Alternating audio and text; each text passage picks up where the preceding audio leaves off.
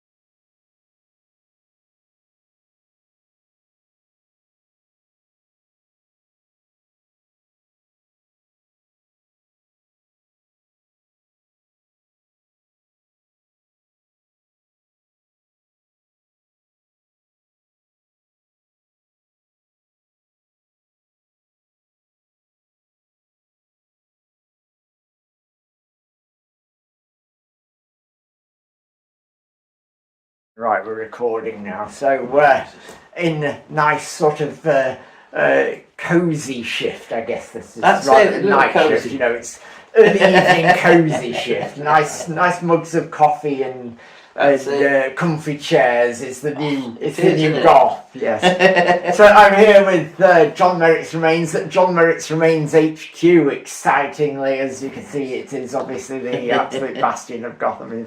So the rest of the room absolutely, definitely has that vibe going off. Absolutely fantastic things in here. But anyway, I shouldn't be on about your decor. This is about the band and what's going off. And we also have Tony, who is now part of John Merrick's Remains as of relatively recently, shall we say. I've done 3 years, have you not? Yeah. About 3 So, years. you know, that's relative in It's getting there. yeah, it's sort of getting there, I suppose, in a sort of just about recent sort of thing. It's a raindrop and also, in the sea of time.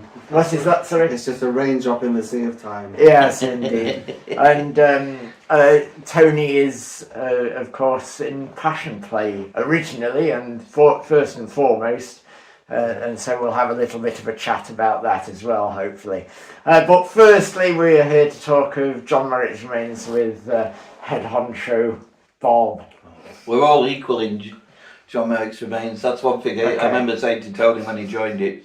Well, There's no, you know, we just do what we head do. honcho in terms of sort of Yeah. you've been in the band longer. That's all. You've been more significantly involved in songwriting of the past. So okay, yeah, all equal. You know, I mean, Yeah. I like Yeah, to, just like I just agree with whatever he says. That's yeah. Don't make me out to be such a tyrant. Yeah, whatever you say. Yeah, you just have to do what he says. That's No, right. no, Yeah, not at no, all. no, Joe. I just have to do that. The public, right? Take note. These two are taking the piss. Okay? I mean, Nice guy. he's not forced you to wear a mask yet. Then. No, I said to him when he was kind of when we were talking about the future of the band kind of thing, and we went for a coffee and that, and it was not mine. Yeah, where was I? Yeah, I was talking to her, and I said, yeah, I wanted Tony to be Tony. Yeah. You know what I mean? Because my persona is with the bag and the thing anyway, so that would carry on. But Jules never wore, he had a mask kind of thing, a bit of a headgear, but it was a different thing. I'm supposed to be John Merrick, aren't I, with the actual hood and... Though actually, I've always felt, I mean, yeah, I know it is that, but, and it's interesting how, I'm getting sidetracked already, but interesting how it sort of, he was called Joseph Merrick, but in many cases his name has actually been confused and mixed up to be John. Yeah, it has, yeah. It's weird how that happened. Yeah, because it isn't John, it is Joseph. Yeah, it is Joseph, But, but it has, for quite a lot of reporting, has indeed been called John. Yeah. It's weird. But anyway, that's just... but yes, the Elephant Man, in case anyone doesn't know, which, not that he was an elephant, but he was definitely a man. But yeah, we've had quite a long history together, as you were the first sort of local band I got to play a gig with. So we should probably, for anyone who doesn't know about you, which seems hard to imagine, we should sort of actually deal with, at least first of all, before we actually sort of properly include Tony, because I feel I've rather neglected you so far, which is really not very nice. But we should at least sort of... I'm used to it. You're just window dressing, that's all it is. I've never been called that, but yeah. But we should sort of at least sort of deal with John Merrick's Remains, what it's all about, what the ethos has been, and how it's going these days. Well, 88 we started, and in the 80s, I didn't come up with a name. It was all about shock horror in those days. Yeah. And originally we were called I've Had Sex with John Merrick's Remains. Right. And we did actually a single, Blood on the Rocks, that got Beach Novelty of the Week in NME and Melody Maker. And but the shock thing about it was because what happened at the time, Jules was reading the paper, it was in the Sun, and Michael Jackson had bought John Merrick's Remains. Oh, yes. He bought the Remains. Yeah. So the headline did say something about Jacko and John Merrick's Remains, and it used that term, John Merrick's Remains. And Jules saw that, oh, John Merrick's Remains. And the character, and then he thought, well, but with Jacko, it was like a bit of a cloud, you know. Yeah. He's sleeping in an air chamber and all this, so it was like the shock horror. I've had sex with John Merrick's remains, you know, kind of implying, you know, what was he doing with the bones and and that kind of thing. So it was, and also he thought that we might get into the Guinness Book of Records for the longest name, but it was, I think nowhere near. you'd have to go a lot It further. was a lot more words you needed for Do you that. remember who does have the longest? No, I don't. But we'll have to look that up. I can yeah. have that in post. Don't But we? the actual I've had sex with John Merrick's remains only lasted for one single, which was probably about a year. Yeah. So come 89, we started in 88, and 89 must have been, we dropped the I've had sex, and it was just John Merrick's remains. But weirdly, and then it's been 25 years. 5 albums, 3 singles. It's been a little bit longer. It has probably been a bit longer. I was looking at. Is Yeah, like no, 40 years no, ago. no. What happened there? I'll explain that. What happened there was there used to be 3 of us in the band, Right. and the other keyboard player who wrote some songs as well. How can I put it? Was once we had a couple of things in Enemy and Melody Maker, he was like. You know what I mean? He thought he were Bono or something like that. Right, You know what I mean? So he wouldn't rehearse, he wouldn't do gigs and all this kind of thing. And so within 2 years we split up. Right. And then we didn't do anything for 10 years. Right. So it was at least a decade where we didn't do anything. And then I think Jules, who married my sister and I went to school with anyway, he said to me, "Oh, it's been 10 years since the single. Right. So shall we do like an anniversary thing, you know, and resurrect the remains?" And then I came up with the idea for the album Digging Up the Remains, which was our first album. And the idea was because we just got back together after 10 years, so we were digging the remains up. But the original thing was we were just going in the studio to redo Blood on the Rocks and Slapper, which was the first single. But when I went to the studio, we redid them with Andy, and then I had a song called Unforgiven. And Unforgiven is a great song. It actually appeared on 4 of our 5 albums. It's actually on re-recorded each time. But if it hadn't been for that song, we'd have never. Because I did the 2 songs, and then I did another song, and then Jules put the words to it, and it was like a roll call of serial killers about how all these heinous crimes and all that, and it's a great song. And then he says, "Have you got any other ideas?" I goes, "Yeah, I don't see why not. Yeah. Give me a couple of months." And then he says, "Oh, well, we'll do an album then." And I said, "Okay then." So then that's how we evolved into an album. But like I say, we split up for 10 years and then got back together, and that's why it was Digging Up the Remains was the title of the album. But I didn't come up with that title, actually. I was working with a guy, and he said that. He said, "Oh, Digging Up the Remains." And can I use that? Kind of I goes, works, "Can I use-" doesn't it? And he said, I said, "Can I use that?" He goes, "Why?" I goes, "Well, it's the title of the new album." So over time, I mean, obviously having been around, sort of actually properly been around, you say, after sort of getting back together, you've been around About since 25 years, I know. About 98 then, would it be, if you... Yeah, it's about 10 years of the anniversary, and then we got back, well, Digging Up the Remains was 2004, 22. Oh, and then you've got to add the time we were together before we split up, so it's about 25, I think, probably, I'm getting a bit confused now. You know what I mean? 10 years after 2004. Yeah, but if you realise we were together, say, for a couple of years, and then we were... So, roughly, I think, I've had a couple of brain tumours, so, it's a roughly... You know when John's birthday, the report thing that used to happen every year, you appeared then, that must have been about 2012? Can you remember? Oh yeah, we did a couple with John, and I was watching them, and straight away I was like, wow, these are just great. Oh, because we had the John Makes Remains album out with the red cover, hadn't we? You went down the song, and didn't a drummer get up and so like drumming along with it? We had loads of things with John's thing. Just somebody just got up and just randomly just got up. And we did. I can remember that. Well, I remember buying Sirius on 12-inch, and to this day, out of all the records I've got, is probably the best 12-inch that's ever came out of Donny, you know. Forget Youngblood or anyone. I mean, I've listened to his stuff as well, but Serious was amazing. Look at you now, look at you now. Never take what dreams are made of. Makes me laugh so serious, serious.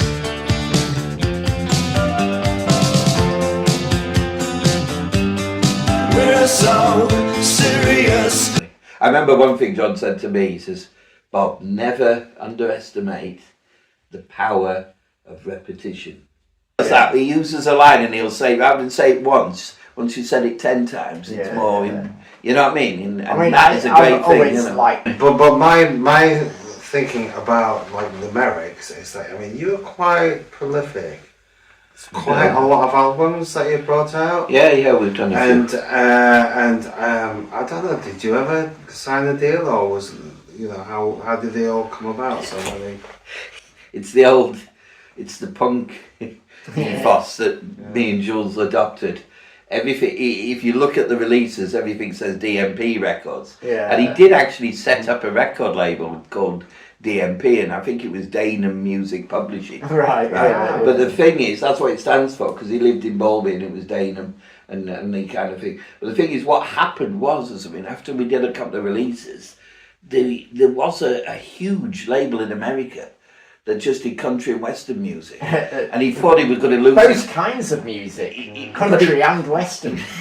But the thing is, though, he thought he was going to lose his house, because these were like, who are you? DMP Records, you know, and we're DMP and all that, and I think we got away with it because on the actual, he did register it, but I think he put UK. And then they had nothing but he thought he was going to lose his house. Right. This label was like going against Sony. It was like, you know, but no, everything's kind of been self-released, but we do put barcodes on, and we did, everything was DMP. And we did we did actually, if we did a cover, we paid up front for the number that was pressed, you know, for the cover that we did and stuff, and we always tried to.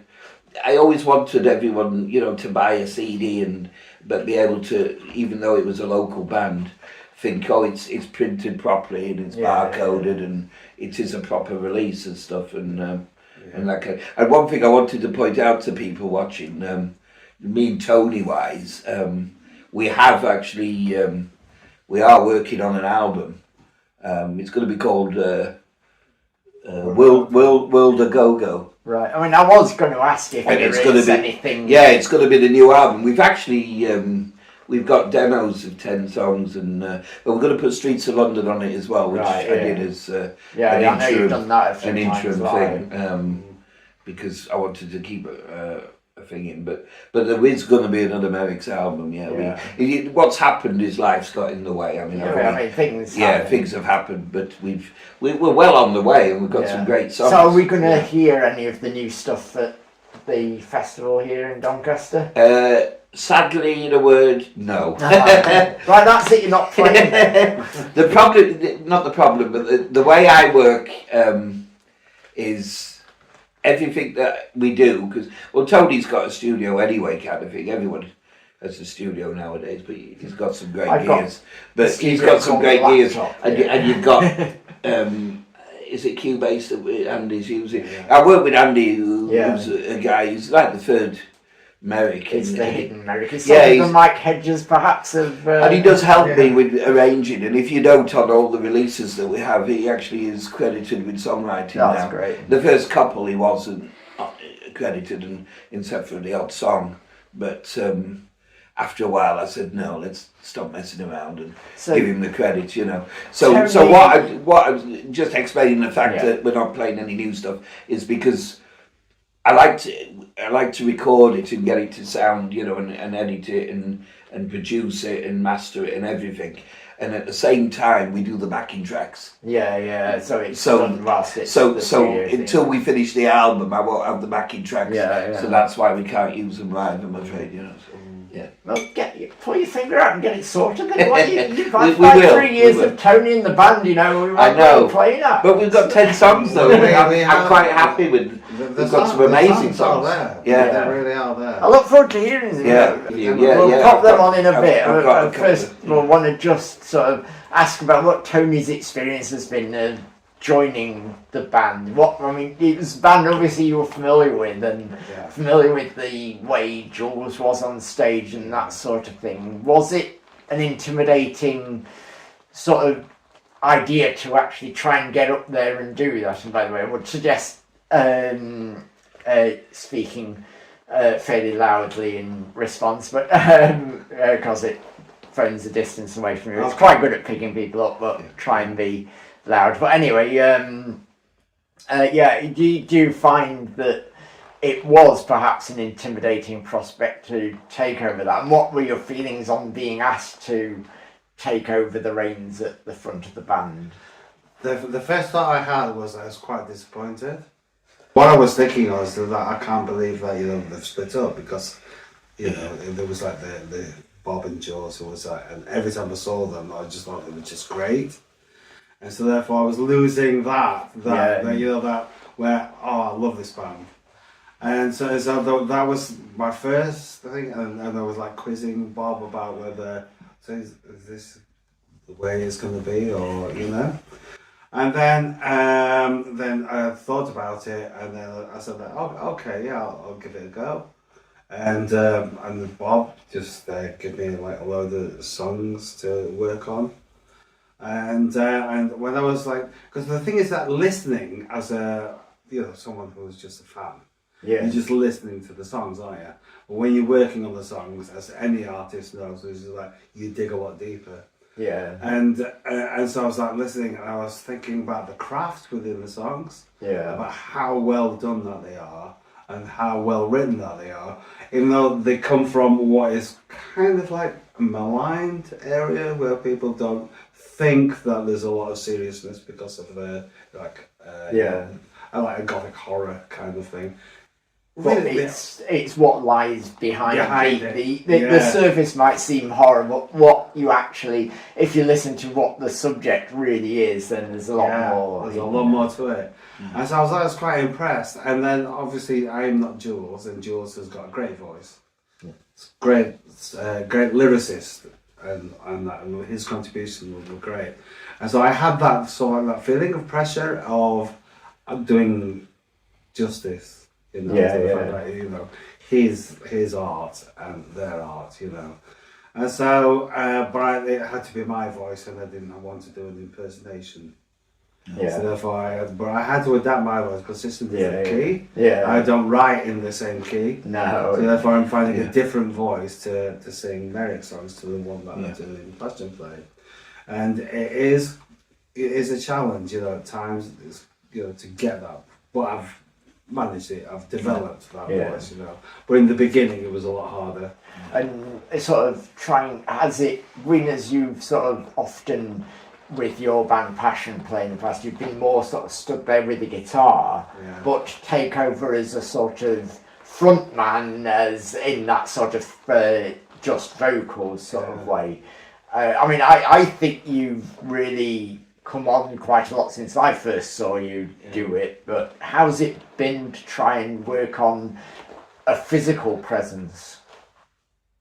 Not as hard as what that sounds like. Because when I can remember the difficulty. The difficulty is that when you first start playing and you're in the front of a band, you're really nervous, quite scary for no good reason other than the fact that there's maybe one or two people out there, and I don't know, but people get nervous. And but once I get used to that, so like being with a band, I always find not fear, but kind of like a level of excitement about performing. And it transformed into that. And then I can remember after working with John White in UV Pop, and I wanted to branch out. So I've never done like solo acoustic or anything like that before.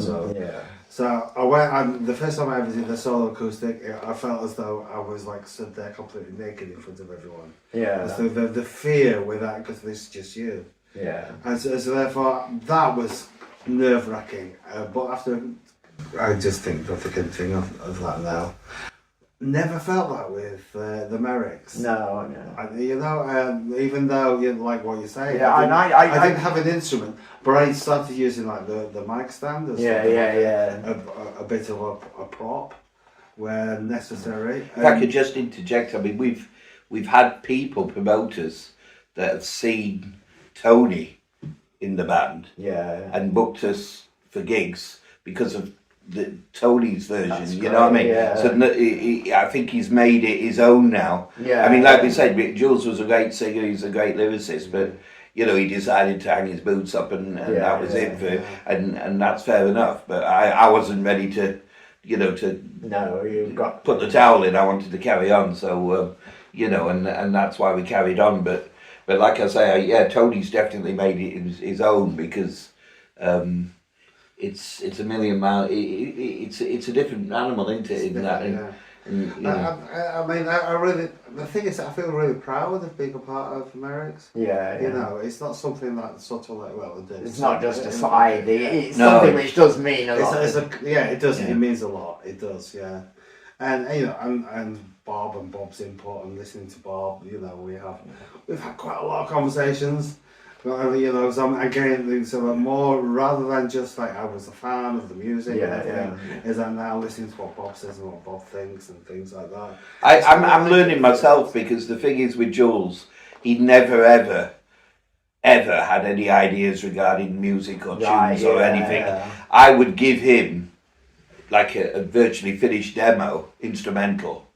And then he'd write to the music I'd given him. Sometimes he'd say, can we do a double chorus or you know that bit there that's the middle eight? Can we extend the verse if he had longer, you know? So he'd come back, but I'd give him all the music. But the beauty with Tony is, and I am a bit, I put my hand up because I had a few ideas that me and Andy had already kind of demoed. So I had a few songs anyway, and then I kind of, Tony, and I'm giving him stuff, and I think, shit, because. You know what I mean? Tony's a musician and can write. So there has been a few that we've actually written together and we've, you know, done work and stuff like that as well. So it's totally new for me. To actually have the musician. A musician as well, and then he can, you know what I mean? So what can we look forward to from the new album? What sort of things, how is the music going to develop for us? I think it's a step up, definitely. From what I'm hearing, I mean and when you hear it, I mean one thing that I've always been proud of is doing recording and using the same equipment as though so it'd be like Depeche Mode. It doesn't sound like a demo. I always like the Merrick's music to sound like you could buy Depeche Mode's album or Mesh's new album, and it sounds.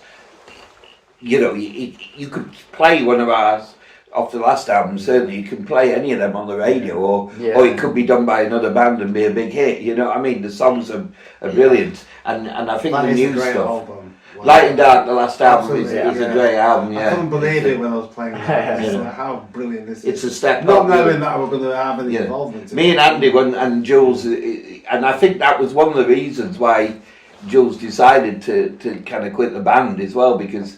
Light and Dark, like I say, was... He'd done his best he could do. So. It was, it was... And everyone was saying, wow, it's such a... And it was. We were all, well pleased with it. And that's another reason why it's probably been about 6-7 years since Light and Dark. Because how can you top something? But we are working on it. We are going to do it, next one. So we'll about wrap it up there. But I just want to ask, do you each have a favourite song to do, and is it different between you? Do you have like a favourite song and Tony have a favourite song, or do you both agree there's a particular song that you both love the best? I don't think we've talked about that, have we really? Well, now you can. My favourite has always been a song called Dark Angel. Right, that always seems to go down really, really and that's why we always play that, because... I wrote it about someone I knew who was dying of cancer, and it just touches me. it took. But on that album, the actual lyrics were in the booklet because it was the second album. And since then, we didn't. Jules said, "I'm not doing any more lyrics, any more booklets, and that because just let people kind of interpret it how they want to, rather than just, you know what I mean." And we don't want to, you know, tell people or whatever because people can feel different emotions about different songs. And if people come up to me and say, "Hey Bob, I really like that," or "Thank you," or buy a disc, a CD off me, I always feel really humbled. Because it's wonderful, you know what I mean, and I'll never, you know, underestimate anyone who comes along and who claps, who enjoys themselves, because you know I appreciate it, you know what I mean, and but yeah, Dark Angels were my kind of favourite because at the time it had a middle eight and it had a nice verse and a good hook and I thought it's quite a good structure on that and I liked, you know. So Tony, we got anything? I know, because I was listening to what Bob was saying and I was thinking about that and I've never thought of it as like favourite songs, but I've thought about like favourite parts of songs. Right, yeah. Because there's certain lines like, you know, and I can't wait to hit them right, when they come along. Yeah, you feel like it's really great to sing that, you know. And so there is that, but if I was... I could force me to sing a particular song. I mean, I love Drowning. I think. I love listening to that song, and then performing it as well. And there's subtle differences that you do with the vocals as you work your way through the song, which maybe not apparent to people. You know, like when listening, but gradually you're developing the melody, becoming more sort of, you know, emotional as you're going through the song, and you know, so I would say Drowning, but that's not. It's at this precise something minute to do. It's something to say. And at this precise minute in time, it's the favourite, but in 5 minutes it might be something different. So you know. Yeah. Right, anyway, we shall leave it there for John Merrick's Remains, and I will speak to Tony again because he gets double billing because he's playing twice. I would just want to say for the people watching and that, thank you to this guy as well for putting this event on in Doncaster.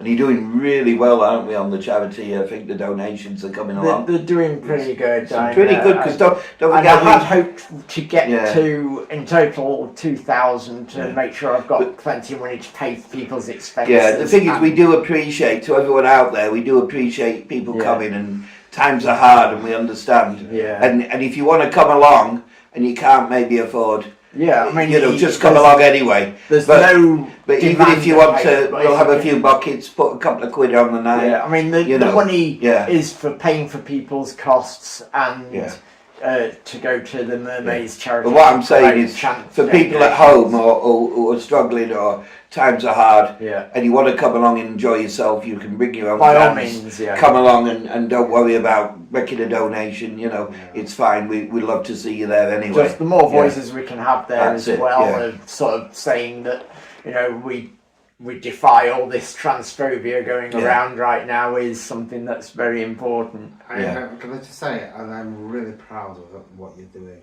with that, with supporting, you know, I mean, the Mermaids and what they do and how at this moment in time, it's just like it's awful. It's really relevant. You get like the recent EHRC guidance, and it just makes me sick. And I know I know loads of transgender people who are just absolutely. I mean, there's several transgender people involved in it. I don't feel it's necessary to point out who, because it's like. Do you point out just generally who's playing? It doesn't. It's not. It's not a case of that. Everyone is everyone. We're all human beings, and we all occupy this planet, and we need to look after each other. I do think I've known people who are transgender all my life, and I can remember, when they talk about our children, and there's some kind of like magic envelope that you must stay away. Yeah. Is that I can remember as a child, there was people who were. Now they know. They were transgender, but they didn't know. No. But they were going through that. And the thing is that because of the nature of me, even at that time, was just acceptance. Yeah. Was that this is how they are. Yeah. It's just And there was nothing. And then what's happened is that, as we know, is that anyone who is different and that unexplainable to some people, is that they are to be feared and to be ridiculed and to be abused. And so we know about that. Those of us who are old enough to know what happened with the gay scare. Yeah. You know, the whole like the attack on gay rights and everything, as though, you know, people who are gay are a major threat to society, and which was all nonsense, and you know, was a handy look over there, don't look over here kind of thing. But also with the Goth community, people that are different, you know, with the Sophie. That should be the whole you know, remember the Sophie thing where they got beat up, did it? And sadly lost her life. And I've spoken to a mother at one of the rebellion things I go to every year in Blackpool, and she was there doing a talk about the Sophie and selling a book and that, and I had a word, and the Goth community is like kind of seen on the outside, and people, you know, wearing black and you know, and getting kind of ridiculed on the streets and whatever, and yet when you go and you know, certain things. I've been to the Whitby. I don't know if you've been to the Whitby Goth weekends and stuff. And we played in Whitby as well on one of the fringe things, and they look after you, and everyone's really nice and that. So it's a case of, you know, in these times as well, let's bring everyone together, because there's a lot of. And if there's any scene which really should absolutely and utterly embrace difference, it should be Goth. Like the Goth, definitely. It is interesting that one of the new songs that we're writing is from the perspective of Sophie herself. Is you know, it's about more of a sense of defiance. And you know, and not as a victim, but as someone who's like what she stood for and the person that she is. And being Goth is like, you know, this is who we are. And like just being. You know, just expressing something within. And to be attacked for that is just it's disgusting. Anyway, we are sort of on limited time to a degree, so we will leave it there, and I'll see if I can oust Bob from his seat and sit next to Tony. Yes. Right. Thanks a lot, and we're looking forward to having you on the Sunday of the. We're looking to the best to drag the thousands and thousands of fans. Let's get everyone there. Let's support that. Let's have a good night. Good weekend anyway. 2 days.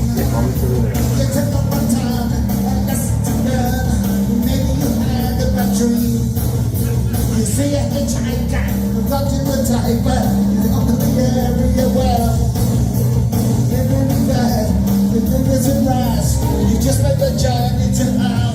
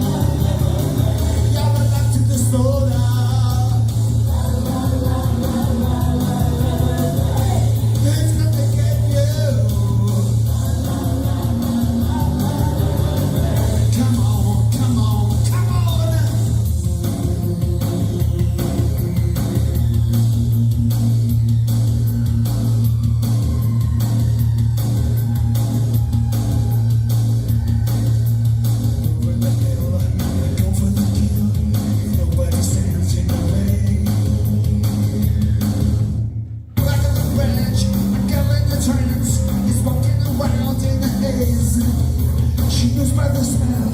It's no place to dwell, no place for a family to raise. Walk in the woods, doing no good. She knows to be on her chance to break her escape. She's getting chased, but I don't think he wants to dance. Oh no! He's gonna get ya.